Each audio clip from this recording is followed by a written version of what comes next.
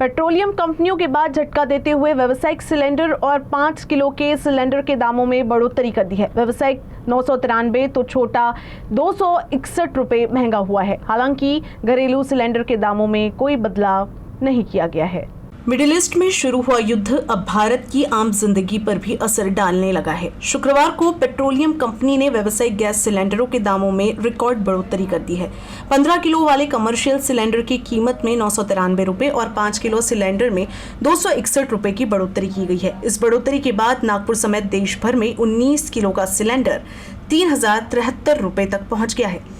नए दाम आज से लागू हो गए हैं। इस महंगाई का सबसे ज्यादा असर होटल और रेस्टोरेंट इंडस्ट्री पर पड़ने वाला है, जहां लागत बढ़ने के साथ ही अब ग्राहकों को भी महंगे बिल का भुगतान करना पड़ेगा। वहीं इस मुद्दे पर सियासत भी तेज हो गई है। कांग्रेस ने प्रधानमंत्री नरेंद्र मोदी पर निशाना साधते हुए उन्हें महंगाई मैन मोदी बताया। कांग्रेस का कहना है कि 1 जनवरी से 1 मई के बीच ही गैस सिलेंडर के दामों में 1518 रुपए की बढ़ोतरी हो चुकी है, जबकि साल के अभी 8 महीने बाकी है।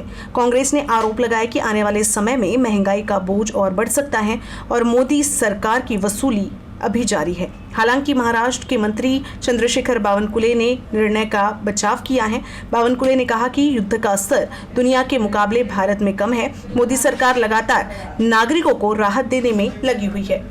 थोड़े आप अगर पूरे इंटरनेशनल कंट्री का विचार करें, जिस प्रकार से वहाँ सिलेंडर में रेट में बढ़ोतरी हुई है, हमारी सरकार ने कम से कम मेंटेन रखा है। थोड़ा मोटा चलेगा, लेकिन निश्चित रूप से इसमें केंद्र सरकार पूरी तरह से काम कर रही है।